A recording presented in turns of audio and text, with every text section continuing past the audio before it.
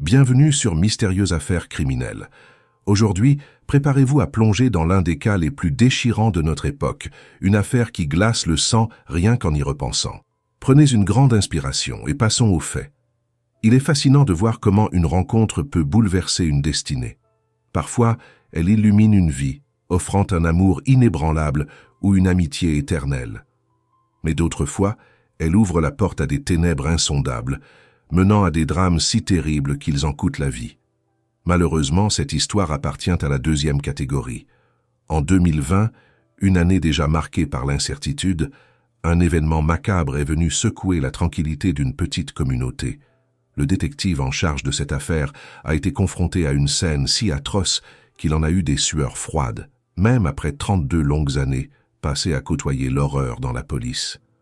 Selon ses propres mots, cette enquête restera à jamais gravée dans sa mémoire comme la plus terrifiante. La victime, une jeune femme pleine de vie et d'espoir, Alyssa Burkett. Lorsque les policiers ont été appelés sur les lieux, ce qu'ils ont découvert était tout simplement cauchemardesque. Mais ce n'est pas tout. Les proches d'Alyssa, déjà présents sur place, semblaient pétrifiés. Ils ont courageusement discuté avec les autorités, livrant des détails troublants. La mère et la sœur d'Alyssa n'ont pas mis longtemps à pointer du doigt une seule personne. Une seule. Celle qui, selon elle, aurait pu nourrir assez de haine pour aller jusqu'au meurtre. Les mois qui ont suivi ce massacre ont été une véritable épreuve pour la famille. Mais ce qui est encore plus troublant, ce sont les rêves. Oui, les rêves. La mère d'Alyssa a commencé à voir sa fille presque chaque nuit. Des apparitions si vivaces qu'elle semblait défier les lois du réel. À chaque fois, Alyssa était là, au fond de la pièce, son regard empreint d'une étrange sérénité. La mère savait, au fond d'elle, elle savait que sa fille était partie. Mais ces rencontres oniriques lui apportaient un étrange réconfort. Lors de leur tout premier échange, elle a même cru qu'Alyssa était revenue pour de bon. L'espoir, si cruel parfois, lui a fait battre le cœur un instant. Mais la réalité s'est vite imposée. Alyssa, d'une voix douce mais ferme, lui a expliqué qu'elle ne reviendrait jamais. Elle a murmuré ces mots glaçants. « Je ne pourrai pas. J'ai trop peur pour ma vie. » Alyssa Burkett, âgée de 24 ans, vivait dans la ville de Carrollton, au Texas, à quelques kilomètres seulement de Dallas. C'était une jeune femme pleine de détermination, jonglant entre son travail et l'éducation de sa fille. Une vie modeste, mais remplie d'amour et de responsabilité. Pourtant, tout a basculé un matin, celui du 2 octobre 2020, lorsqu'Alyssa est partie travailler, pour ne jamais revenir. Ce jour-là, aux alentours de 9 heures du matin, Alyssa est arrivée comme à son habitude sur le parking de son lieu de travail. Elle s'est garée à l'emplacement qu'elle occupait tous les jours. Rien ne semblait différent. Ou presque. Depuis les premières heures du jour, un SUV noir, un Ford Expedition, était stationné à proximité. Les employés de l'agence immobilière où travaillait Alyssa avaient remarqué ce véhicule inhabituel, mais sans vraiment s'en inquiéter. Une coïncidence? Ils allaient bientôt comprendre que ce n'était rien de tel. Alyssa venait à peine d'éteindre le moteur lorsqu'un homme a surgi du SUV. Sa silhouette imposante contrastait avec l'atmosphère ordinaire de ce matin de travail. Dans sa main, un objet métallique brillait sous la lumière du soleil. Une arme à feu. L'homme s'est positionné devant la voiture d'Alyssa. Avant qu'elle n'ait pu réagir, il a ouvert le feu, visant directement le pare-brise. Les détonations ont résonné comme des coups de tonnerre, brisant la routine paisible de la journée. Alyssa, touchée, a été gravement blessée. Pourtant, malgré la douleur insupportable, elle a tenté de s'extirper de sa voiture. Son visage était méconnaissable, son œil gauche avait été détruit, et la moitié de son visage était ensanglantée. Mais Alyssa ne voulait pas mourir là, pas ainsi. Elle cherchait désespérément de l'aide. C'est alors que le cauchemar a pris une tournure encore plus macabre. L'homme qui semblait s'éloigner a brusquement arrêté son véhicule. Il en est sorti, cette fois armé, d'un couteau. Pas un simple couteau de cuisine, non. Une arme conçue pour tuer. Alyssa, déjà à bout de force, s'est trouvée face à cet individu déchaîné. Il s'est approché d'elle et a commencé à la poignarder. Encore et encore. Les témoins, tétanisés par la peur, n'ont pas osé intervenir. Après tout, l'homme était armé. Qui aurait eu le courage de défier un assassin enragé? Alors, Ils ont regardé, impuissants, alors qu'Alyssa luttait pour sa vie, seule, face à la brutalité la plus inhumaine. L'attaque s'est déroulée sous les fenêtres de l'agence immobilière où Alyssa travaillait. Certains collègues, horrifiés, ont assisté à la scène, paralysés par l'incompréhension. Comment une telle violence pouvait-elle se produire en plein jour, dans un lieu aussi fréquenté? Lorsque l'agresseur a enfin terminé, il a sauté dans son véhicule et a quitté les lieux en trombe. Malgré ses blessures, Alyssa respirait encore. Ses collègues, sortis de leur stupeur, se sont précipités pour lui porter secours. Mais le temps jouait contre elle. Une ambulance appelée dès les premiers instants de l'attaque est arrivée rapidement. Cependant, l'état d'Alyssa était trop grave.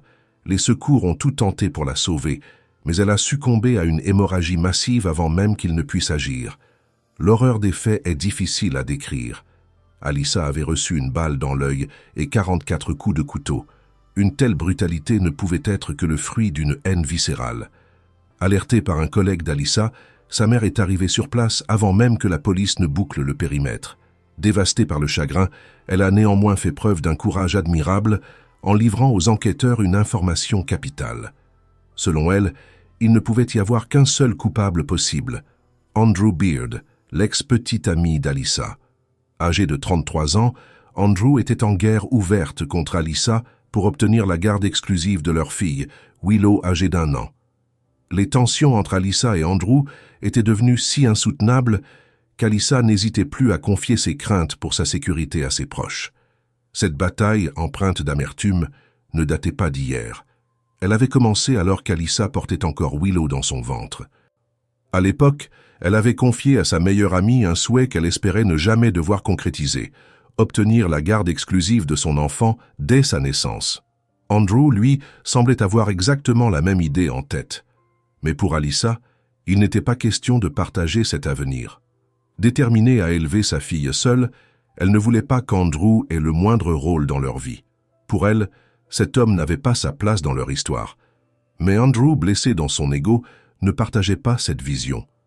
Et quand Alyssa a évoqué la possibilité d'une pension alimentaire, la situation a pris une tournure encore plus tendue. Au départ, l'idée qu'Andrew puisse obtenir la garde exclusive semblait absurde, presque risible. Mais les choses ont changé après la naissance de Willow. Andrew, voyant son rôle de père réduit à néant, s'est lancé dans une guerre sans merci. Pour lui, Alyssa n'était ni responsable, ni stable, ni capable d'assumer pleinement le rôle de mère. Leur relation, dès le départ, était vouée à l'échec. Andrew, de 9 ans son aîné, avait déjà tout ce que la vie pouvait offrir. Il travaillait dans une entreprise prospère de fabrication d'outils, possédait une maison luxueuse, une collection de voitures et même son propre avion. Il était millionnaire. Une existence bien rodée où tout semblait fonctionner comme une machine parfaitement huilée. Alyssa, en revanche, n'avait que 22 ans lorsqu'ils s'étaient rencontrés. Étudiante encore en train de chercher sa voie, elle construisait doucement les bases de son avenir. Leur rencontre, un coup du sort sur une application de rencontre. Leur relation, brève, sans promesse ni engagement. Mais tout a basculé lorsque le test de grossesse a affiché ce signe positif. À cette époque, Alyssa vivait avec sa meilleure amie, Anne. C'est d'ailleurs Anne qui a été témoin de ce moment bouleversant. Alyssa, tremblante, s'était enfermée dans la salle de bain, les larmes roulant sur ses joues. Anne, inquiète, avait frappé à la porte. Lorsqu'Alyssa a enfin ouvert, elle lui a tendu le test sans dire un mot. Un simple geste, lourd de sens. Ce qui avait commencé par une angoisse légitime face à l'idée de devenir mère a rapidement laissé place à une excitation teintée d'amour. Lorsque les médecins lui ont annoncé qu'elle attendait une petite fille, Alyssa a senti naître en elle une force nouvelle. Le 23 juillet 2019, elle a donné naissance à Willow, son rayon de soleil. La maternité qui l'effrayait tant était devenue sa raison de vivre. Déterminée à offrir le meilleur à sa fille, Alyssa s'est relevé les manches. Elle a repris ses études au collège, un défi qu'elle avait laissé en suspens lors de sa dernière année. Avec une volonté de faire, elle a décroché son diplôme, s'est spécialisée et a trouvé un emploi prometteur comme assistante en gestion immobilière. Alyssa était une mère courageuse. Chaque décision, chaque effort était fait pour bâtir un avenir meilleur pour Willow. Mais de l'autre côté, Andrew, avec ses finances florissantes et son train de vie de rêve, voyait les choses différemment. Il affirmait que sa quête de garde exclusive n'avait qu'un seul but, offrir à sa fille une vie sans souci.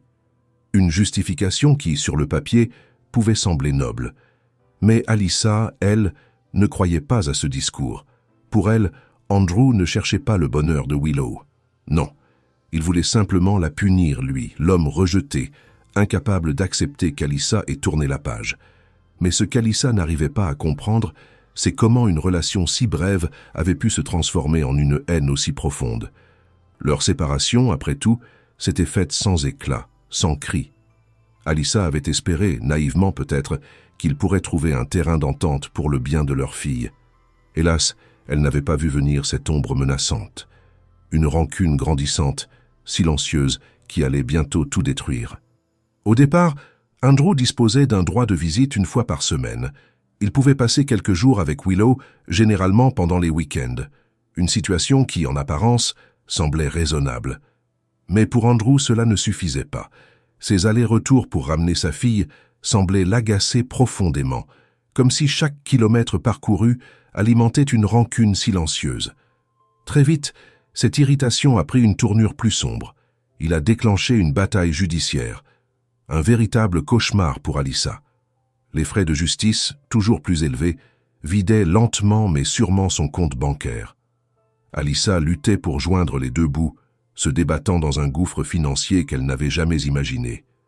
Elle était consciente d'une chose, ses chances de remporter cette bataille étaient minces. Face à elle, Andrew disposait de tous les atouts possibles, des ressources financières colossales, une équipe d'avocats redoutables et une vie bien plus stable que la sienne. Pourtant, malgré l'évidence, Alyssa refusait de baisser les bras. Elle se battait, parce que Willow méritait mieux. Mais Andrew n'était pas un homme qui acceptait qu'on lui dise non. Ce mot, pour lui, était un défi à relever, un mur à abattre.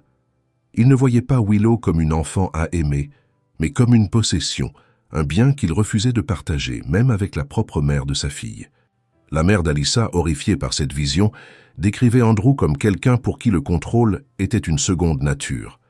Pourtant, contre toute attente, en mars 2020, un fragile accord a été trouvé. Willow, alors âgée de 8 mois, semblait être au cœur d'une trêve enfin possible. Un planning de visite avait été mis en place et une aide financière avait été convenue. Pour la première fois depuis des mois, Alyssa a pu respirer. Mais ce qu'elle ignorait, c'est que cette accalmie n'était que le calme avant la tempête. À la fin du printemps 2020, tout semblait s'arranger. La bataille acharnée pour la garde semblait appartenir au passé. Andrew respectait les horaires, Alyssa retrouvait un semblant de bonheur et même une nouvelle relation avec un homme nommé Ben. De son côté, Andrew fréquentait une femme appelée Holly Elkins, qui semblait vouloir apaiser les tensions. Holly avait même contacté Alyssa, lui envoyant un message empreint de bonne volonté. Elle souhaitait maintenir des relations saines entre eux pour le bien de Willow. Ce geste a laissé Alyssa espérer que les rancunes du passé s'effaçaient peu à peu. Mais cette illusion de paix n'a pas duré. Un conflit mineur, Andrew n'ayant pas ramené Willow à temps, a suffi à raviver les vieilles rancunes, et comme une flamme qui trouve de l'oxygène, la situation a explosé. Andrew est devenu de plus en plus hostile. Il a exigé, une fois encore, la garde exclusive, menaçant de relancer une procédure judiciaire. Son comportement s'est durci, son agressivité est devenue palpable. Durant cet été-là, Alyssa a commencé à ressentir un malaise oppressant. Elle avait l'impression d'être constamment surveillée, suivie. Cette sensation ne la quittait jamais. Elle en a parlé à sa famille, à ses amis, à ses collègues, mais que pouvait-elle faire? Andrew semblait toujours savoir où elle se trouvait. Il apparaissait à des endroits inattendus, souvent sous prétexte de vouloir voir Willow, mais Alyssa était convaincue qu'il la suivait, elle, pas leur fille. Cette omniprésence la rendait folle. Elle a minutieusement inspecté sa voiture, son ordinateur, son téléphone, cherchant désespérément un indice, quelque chose qui expliquerait comment il obtenait ces informations. Mais rien. Rien. Cette absence de réponse a nourri sa paranoïa. Chaque bruit suspect, chaque ombre, devenait une menace. Alyssa, pourtant si forte, commençait à flancher sous la pression. Cette traque constante, qui a duré presque toute l'année après la naissance de Willow, a eu des répercussions terribles sur sa santé mentale et physique. Malgré tout, Alyssa a continué de se battre. Elle espérait au fond d'elle que ce cauchemar finirait par s'estomper. Mais ses tentatives pour obtenir de l'aide auprès des autorités se sont révélées vaines. Pas de preuves suffisantes, lui disait-on. Comme si son intuition, son malaise ne comptaient pas. Les autorités, comme sourdes aux supplications d'Alyssa, semblaient ignorer ses nombreuses plaintes. À ses yeux, il ne pouvait y avoir qu'une explication, l'influence financière d'Andrew.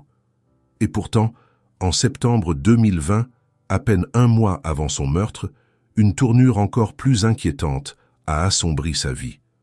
Un homme, présenté sous le nom de Frank, a contacté les services d'urgence, affirmant avoir vu Alyssa vendre des substances illicites depuis le coffre de sa voiture, garé près de son lieu de travail. Une accusation aussi grave qu'inattendue. La police, prenant cet appel au sérieux, est intervenue immédiatement. Sur place, Alyssa, déconcertée et visiblement stressée, a obtempéré sans résistance, remettant les clés de son véhicule aux agents. Mais lorsque le coffre de sa voiture a été ouvert, la situation a pris une tournure presque irréelle. Une arme à feu, des substances interdites et une somme d'argent en liquide. Tout y était, exactement comme décrit par l'appelant. Alyssa a protesté avec véhémence. Ces objets ne lui appartenaient pas, elle en était certaine. Mais ses cris et ses explications semblaient dérisoires face à cette scène étrangement bien orchestrée. Une scène qui sentait la manipulation à plein nez. Cet incident a plongé Alyssa dans une angoisse constante. Elle craignait d'être arrêtée à tout moment, de perdre non seulement son emploi, mais aussi ses droits parentaux. Pour elle, il ne faisait aucun doute qu'Andrew était derrière cette mise en scène grotesque. Comment aurait-il pu en être autrement? Alyssa n'avait jamais eu affaire à la justice auparavant. Ses proches étaient unanimes. Elle n'aurait jamais risqué d'être impliquée dans des activités illégales, encore moins avec Willow à sa charge. Ce soir-là, bouleversée, elle a confié ses craintes à sa colocataire et amie. Elle était persuadée que cette tentative de la piéger était un signal d'escalade. La prochaine étape, ce sera une tentative de meurtre, avait-elle murmuré, les yeux emplis de larmes. Ses paroles, glaçantes de lucidité, révélaient à quel point Alyssa se sentait acculée. Durant cette période, Alyssa partageait également ses inquiétudes avec sa sœur, Madison, qui lui apportait un soutien indéfectible. Mais malgré ces échanges, personne n'aurait pu imaginer que les pires craintes d'Alyssa se réaliseraient si vite. Un mois après l'incident du coffre, l'attaque fatale sur le parking de son lieu de travail a eu lieu. Pour ses proches, cela ne faisait aucun doute. Cette violence inouïe était le dernier recours d'Andrew après l'échec de sa tentative de l'accuser faussement. Les autorités, après enquête, ont établi que les objets retrouvés dans la voiture d'Alyssa avaient été délibérément placés par une tierce personne. Même la mère d'Andrew avait admis que le comportement de son fils envers Alyssa était troublant. Cette obsession, nourrie de haine et de vengeance, s'était finalement traduite par un acte d'une brutalité insupportable. Mais pour Alyssa, même dans ses derniers instants, il était impensable qu'Andrew ait pu être capable d'une telle atrocité. Il était chaleureux, aimant, disait-elle souvent à ses proches, comme pour se convaincre elle-même. Cependant, les actions parlent souvent plus fort que les paroles. Quelques heures à peine après l'assassinat d'Alyssa, Andrew a agi avec un sang-froid glaçant. Il s'est empressé de rendre visite à Willow et l'a emmenée avec lui. Cette décision a horrifié la mère d'Alyssa, qui a immédiatement alerté les autorités. Les policiers, ne laissant rien au hasard, ont rapidement intercepté Andrew au volant d'un Ford F-150 blanc. À bord se trouvait sa compagne, Holly, et Willow, paisiblement installés dans son siège auto. Lors de l'interpellation, Andrew et Holly sont restés étonnamment calmes. Pas une once de nervosité, pas une hésitation. Ils répondaient aux questions avec une sérénité presque dérangeante, comme s'ils étaient convaincus de leur innocence. La fouille du véhicule n'a rien révélé. Aucun élément compromettant, aucune preuve directe. Andrew et Holly ont donc été autorisés à repartir avec Willow, les règles de garde n'ayant pas été violées. Mais les policiers, prudents, ont confisqué les véhicules pour expertise et interdit au couple de rentrer chez eux. Une perquisition imminente devait avoir lieu dans leur maison à la recherche de preuves liées à l'attaque contre Alyssa. Pendant qu'Andrew, sa compagne Holly et la petite Willow se rendaient dans un hôtel, les enquêteurs, eux, se concentrait sur son somptueux domicile. Et, comme l'avaient prédit les proches d'Alyssa, ils n'ont pas tardé à faire des découvertes accablantes. Dans l'un des sacs à dos d'Andrew, les policiers ont mis la main sur une enveloppe contenant des documents glaçants. Parmi eux, une note destinée à Frank, l'homme qui avait faussement accusé Alyssa de vendre des substances illicites un mois avant son assassinat. Cette note ne laissait aucun doute. Elle détaillait précisément des informations personnelles sur Alyssa, la couleur, le modèle et le numéro de sa voiture, son adresse, et bien d'autres données sensibles. Mais ce n'était que le début. Un appareil spécial a également été saisi. Ce dernier contenait des enregistrements de conversations avec les services d'urgence, preuve supplémentaire que tout avait été méticuleusement planifié. L'enquête a ensuite révélé qu'Andrew possédait un équipement sophistiqué pour suivre les déplacements du téléphone portable d'Alyssa en temps réel. Et comme si cela ne suffisait pas, un dispositif similaire avait été fixé à la voiture de la jeune mère, permettant à son harceleur de suivre ses moindres mouvements. La découverte la plus troublante, cependant, a été faite dans l'un des véhicules d'Andrew, un flacon de fond de teint très foncé, utilisé pour dissimuler son visage et se faire passer pour un Afro-Américain. Les policiers ont également trouvé des bottes d'homme trempées dans de l'eau de Javel, visiblement pour effacer toute trace incriminante. Ces éléments accablaient de plus en plus Andrew, établissant un lien direct entre lui et l'attaque. Cependant, 2 pièces essentielles manquaient encore, l'arme à feu et le couteau. Malgré des étuis de couteau retrouvés dans la maison, impossible de déterminer si l'un d'eux avait été utilisé lors de l'agression. Le véritable coup de théâtre est survenu le lendemain. Les enquêteurs ont localisé le SUV noir Ford, utilisé par le meurtrier, abandonné à moins d'1 kilomètre de chez Andrew. Les caméras de surveillance de son domicile avaient capté des images de ce véhicule le jour du crime, et ce que les policiers ont trouvé à l'intérieur a définitivement scellé le sort d'Andrew. Des traces de sang appartenant à Alyssa, une fausse barbe imbibée de fond de teint brun, identique à celle portée par l'agresseur, et enfin, des échantillons d'ADN correspondant à Andrew. Avec ces preuves en main, les autorités n'ont pas hésité une seconde. Andrew a été arrêté et inculpé de meurtre au premier degré. À ce moment-là, il vivait dans un appartement loué avec Holly, sa fiancée, sa mère et Willow. La petite a immédiatement été confiée à la mère d'Alyssa, qui craignait pour sa sécurité depuis le début. Holly, quant à elle, semblait totalement dépassée par les événements. Lors de son interrogatoire, elle a déclaré qu'elle n'aurait jamais imaginé qu'Andrew, l'homme qu'elle aimait et comptait épouser, puisse être capable d'une telle barbarie.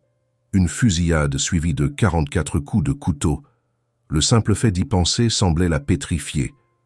Holly a parlé aux policiers pendant près d'1 heure, mais malgré leur tentative de la convaincre de coopérer et de devenir un témoin à charge, elle a catégoriquement refusé d'admettre la culpabilité d'Andrew.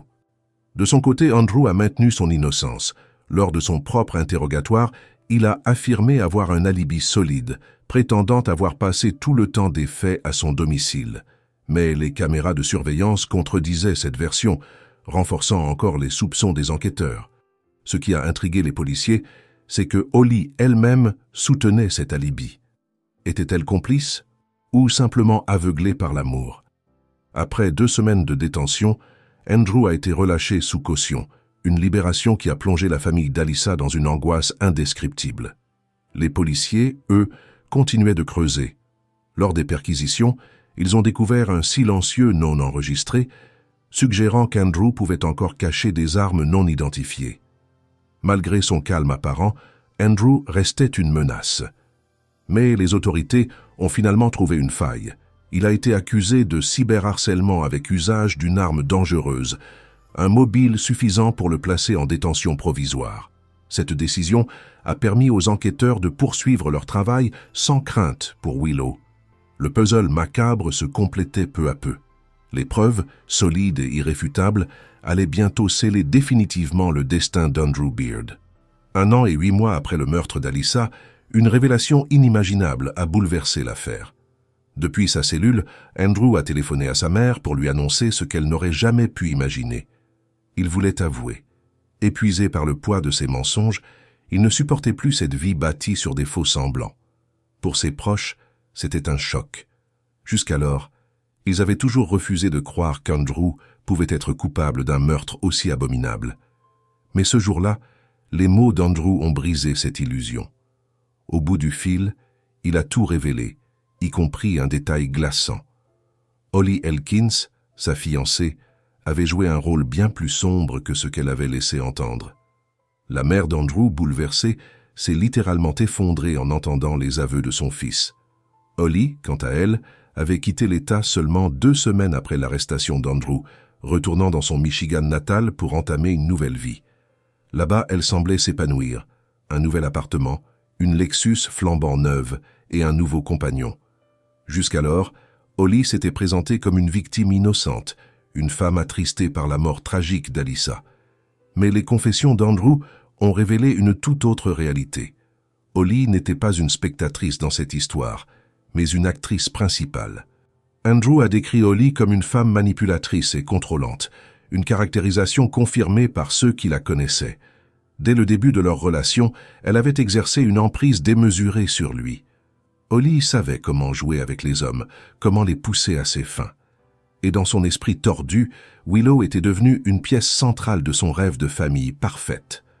Ne pouvant pas avoir d'enfant, Holly s'était attachée de manière obsessionnelle à Willow, au point de la considérer comme sa propriété. Pour elle, Alyssa n'était qu'un obstacle, une épine à éliminer. Les aveux d'Andrew ont permis de comprendre à quel point Holly avait influencé le drame.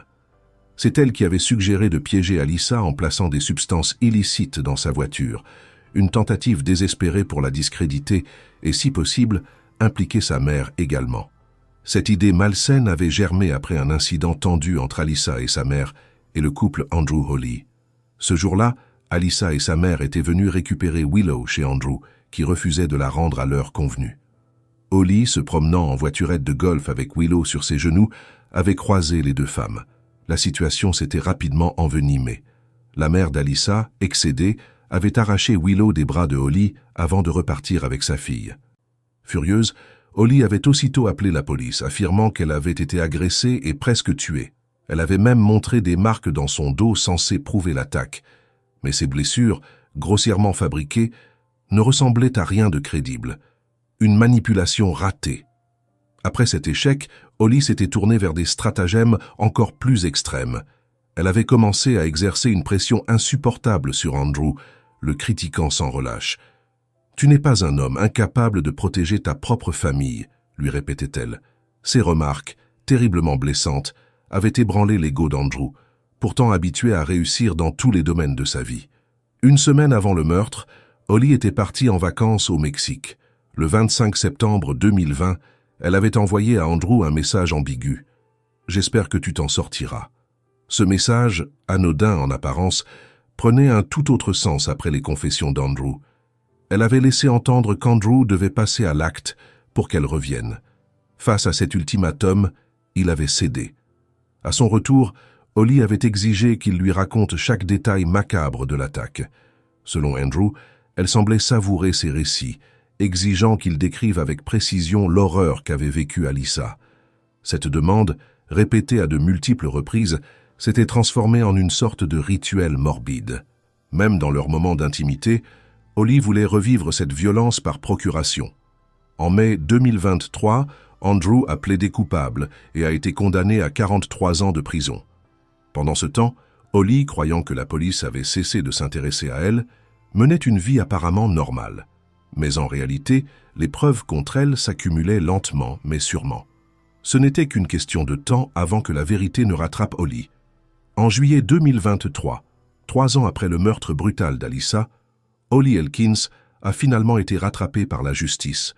Elle a été arrêtée à l'aéroport de Miami, à son retour d'un voyage en République dominicaine. Si elle affichait un visage surpris, son attitude n'a trompé personne. Sans surprise, elle a nié toute implication dans l'affaire. Mais cette fois, ses dénégations n'ont pas suffi. Les autorités l'ont formellement accusée de complot, lié à une affaire de harcèlement avec usage d'une arme dangereuse ayant entraîné la mort. Les enquêteurs, bien préparés, avaient déjà accumulé une montagne de preuves. Son téléphone et son ordinateur ont été saisis et les analyses ont confirmé les déclarations glaçantes d'Andrew. Les policiers ont découvert qu'Holly avait joué un rôle bien plus actif qu'elle ne voulait l'admettre. Elle avait participé à l'achat du couteau et des munitions, mais aussi à la sélection du déguisement qui permettrait à Andrew de se faire passer pour un homme noir. Les preuves digitales parlaient d'elles-mêmes. Parmi ses recherches en ligne, les enquêteurs ont trouvé des requêtes aussi sinistres qu'accablantes. Comment commettre le crime parfait? Comment éviter de laisser des preuves? Et comment échapper à la justice? Ces découvertes, aussi effroyables qu'irréfutables, ont détruit le peu de crédibilité qu'Holly tentait encore de préserver. En avril 2024, Holly Elkins a comparu devant le tribunal.